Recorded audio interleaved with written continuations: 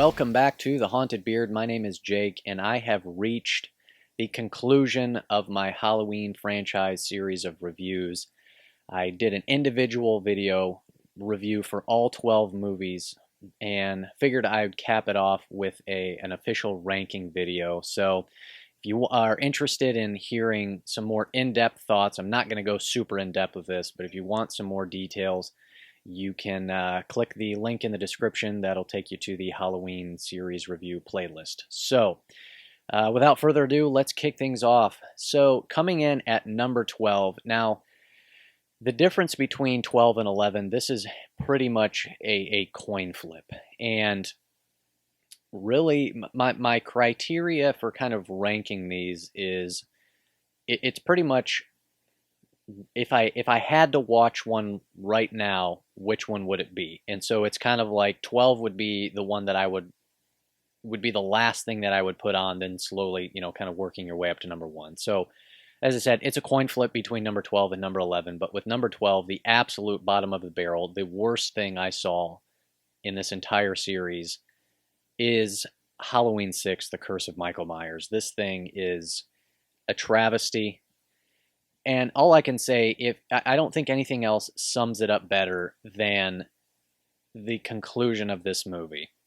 When you have 6 movies culminating into kind of a final conclusion of how we are finally going to conquer the myth, the legend, the embodiment of evil himself, Michael Myers, and you give me Paul Rudd putting some stones on the floor and then saying a magical word.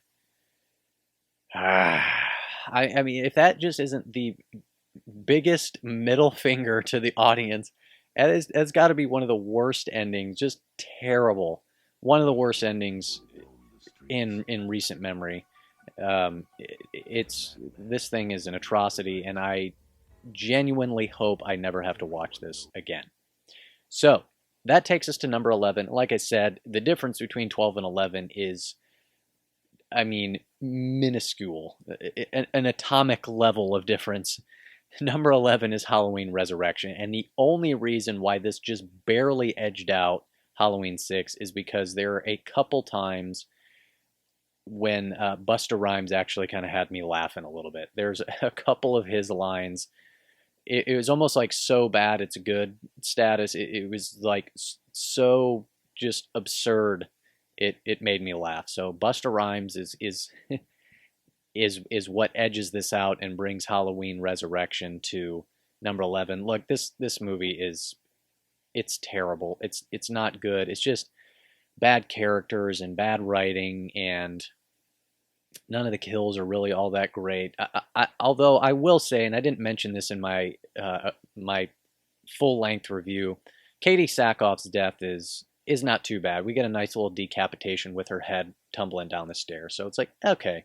So you get that, little 30 seconds combined with a couple of Busta Rhymes' lines, and it narrowly avoids the bottom of the barrel on this list. So that's number 11. Halloween Resurrection. Coming in at number 10 is, and this might be a little bit of controversy here, but for me was Halloween 4, The Return of Michael Myers. And I don't know, maybe Expectation of the Killer, and I may have to give this thing a rewatch to see if I miss, because I know this is typically higher up on people's lists, but I was maybe had too high expectations. But I think the main thing that really let me down about this was just the kills. I thought the kills in this were just pretty terrible. I felt like they were just neutered and tame, and like it just didn't, it was like it kind of was getting there and then it would just cut away, and I just didn't like the presentation and the delivery of the kills at all. That was kind of my biggest gripe with this movie, and overall it was just kind of a letdown and a disappointment. So that is number 10, Halloween 4, The Return of Michael Myers. Coming in at number 9 is Halloween 3, Season of the Witch, and really this was kind of pretty close with Halloween 4 in the previous spot, and really what edged this out above Halloween 4 for me was the kills. And look, I didn't really like this movie at all overall. I thought our lead protagonist is just a terrible excuse for a lead character. And it just, none of the stuff really worked. But there are a couple good, legitimately disturbing and memorable kill sequences. I can still, like, clearly, vividly remember them in my mind. And so that's really kind of about the only saving grace. It has a handful of, it's got some good music, some of the score is pretty good, and so that's something there. But overall, I still didn't really care for this one. If I ever feel the need to, you know, to watch it, I'll just pull up a couple of the kills on YouTube and watch those. So that is number 9, Halloween 3, Season of the Witch. Coming in at number 8, we have the latest installment, and that is Halloween Kills. And I described this movie, the first half hour, I think, works pretty well, and it's got two pretty legit, solid kill sequences, two of probably some of the better kills in the entire franchise, but then the last hour and 15 minutes or whatever it is just kind of slowly goes downhill. My main issue is just some of the decisions made by characters in this movie are so outrageously incompetent. It just got frustrating. And I understand kind of what they were going for with the mob mentality about, Michael has caused so much fear in this town that they've kind of turned on. They've become this mob, right? But I just felt like there had to have been somewhat of a better way to handle it, because the way it's presented is like, we as the audience, at least me as the audience member, pretty much just turned on the town of Haddonfield, and they just drove me nuts in this movie, and I couldn't stand what they were doing, and it just didn't like the decisions they made in this movie. We get a good first half hour, but after that, there is not really much else here that I really got out of. Coming in at number 7 is Halloween 5: The Revenge of Michael Myers. I know a lot of people have this very, very low on the list. I have it higher than probably a lot of people do. And again, it may have just been a case of expectations. I would kind of like to revisit this one just to kind of see where it kind of officially lands. Sometimes you need a couple watches, but may have just been expectations, but this was better than I was expecting. I thought it had I thought it had a handful of good kill sequences. I liked the kill of the boyfriend. Michael hits him with that pickaxe thing right in the face. I like the kill in the barn when the couple are fooling around and Michael attacks. I thought Jamie Danielle Harris is better in this than she was in part 4. Kind of upon further reflection, though, I initially had this up a little bit higher, but upon further reflection, it does fall back a little bit. And I think the fact that they kind of set up the idea with the man in black and the thorn symbol and all that, but didn't really have any sort of direction. They had no clue where they were going to take it. They just figured, whoever makes the next installment will figure it out. And then then you get Halloween 6, which we all know my thoughts about that. It kind of tarnishes this movie a little bit. So there's still some good stuff there. I don't by any means think it's a terrible movie. I think it's still a pretty decent movie. Another highlight stands out is the laundry chute scene later on in the movie when Myers is attacking Jamie and she falls down the laundry chute. That's a pretty good scene and a highlight for me. But overall, it's kind of in the middle of the road there for me. So that is where Halloween 5 lands. Next up, number 6 is Rob Zombie's Halloween. And my main issue was that I thought the first third of it was pretty much unnecessary. And it gives this kind of a really sort of condensed, tightened 70-minute version of the original Halloween, more or less. Obviously, there is some kind of minor differences, but more or less it kind of hits the same beats as the original film. And some of the highlights for me was I thought Scout Taylor Compton's performance was really solid, and she just brings a lot of emotion and energy to the role. I really liked that we got kind of a more of a prolonged sort of showdown between Laurie Strode and Michael Myers at the end. I did think that there was definitely an overuse of the kind of the shaky cam, and some of just the presentation of the kills didn't work. There's definitely, I did like just kind of the intensity and the overall brutality of it. Overall, this is just kind of the epitome of a mixed bag. It's kind of a 50-50 movie. There's stuff about it that I liked, stuff about it that I didn't like. So that's where Rob Zombie's Halloween sits at number 6. Coming in at number 5 is Halloween 2018. And this one is also a bit of a mixed bag for me. There is some writing that I didn't like, just some of the decisions and some of the directions they took it I didn't like, but there is some good stuff here. I like the opening at the institution, just kind of setting the vibe and the atmosphere. I like the gas station kill. It's a solid kill, really kind of getting Myers back into the swing of things, and we see that our killer is back. The slow-mo shot of him putting on the mask, and then it really delivers in the end. That the entire really ending sequence where we really get a solid, suspenseful, creepy, atmospheric, and then violent showdown between him and Laurie Strode is really probably the highlight of the movie for me. So that's number 5, Halloween 2018.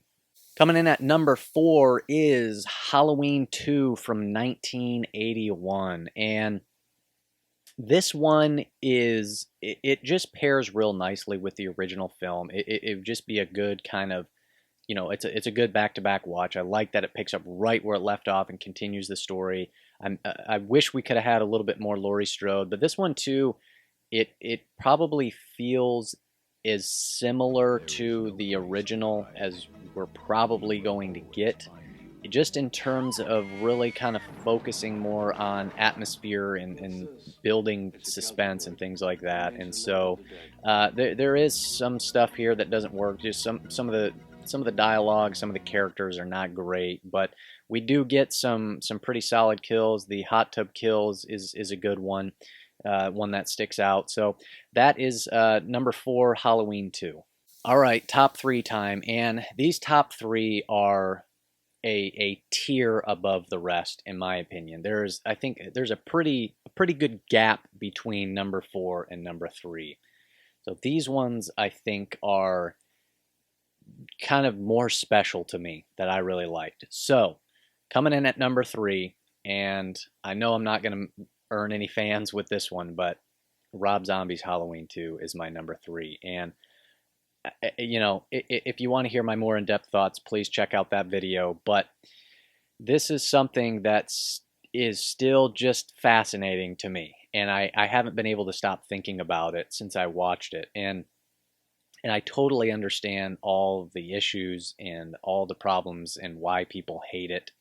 But even in those things, there is something interesting about it. And I think if I can just kind of summarize it very succinctly, it's just that in a film that exists within a already well-established franchise, this feels so unique. This has somehow been able to, again, make something within an established franchise that still has its own individual identity.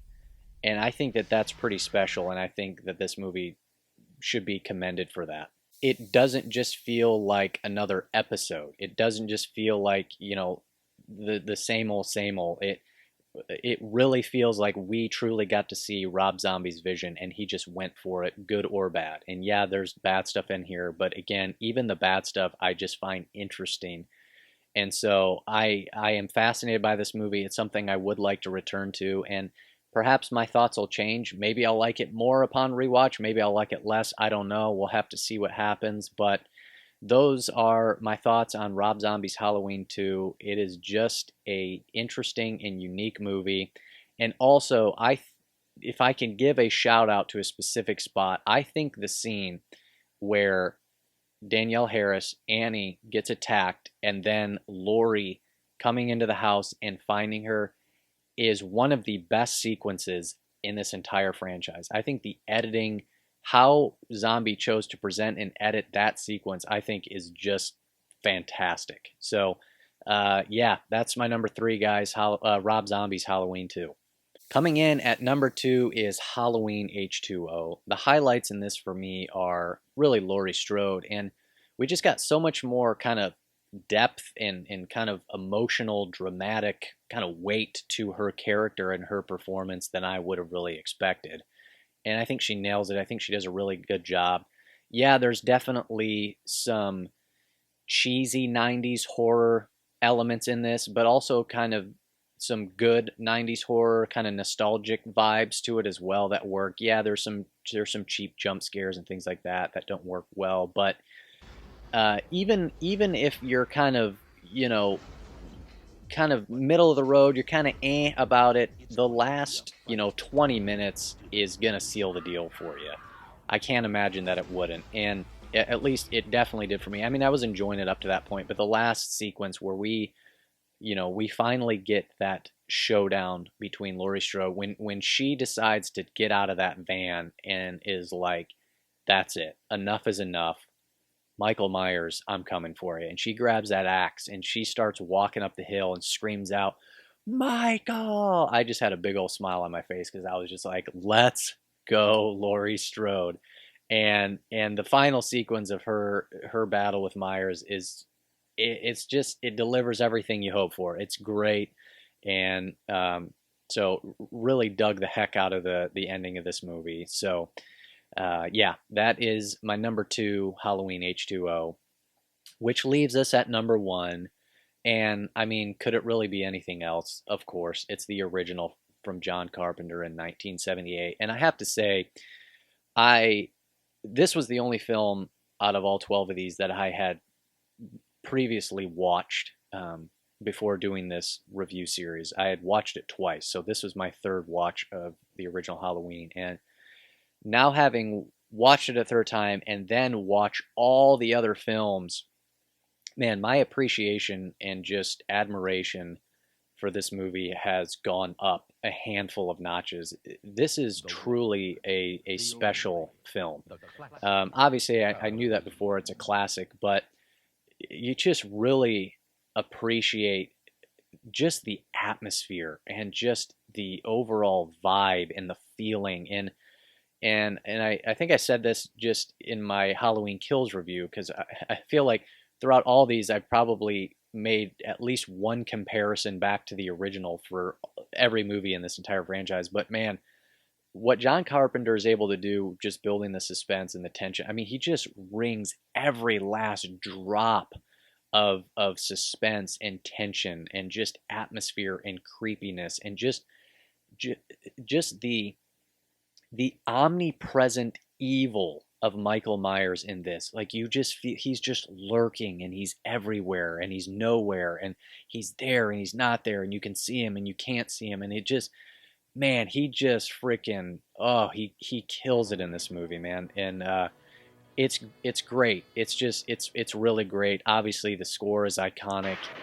But man, just the build up and the lead up to the kills, and just again the overall atmosphere and vibe. This movie is just it's really special, and my appreciation and again my respect for it has has gone up even more so. You really see how special this is. You really see just how great the directing is and how great John Carpenter is.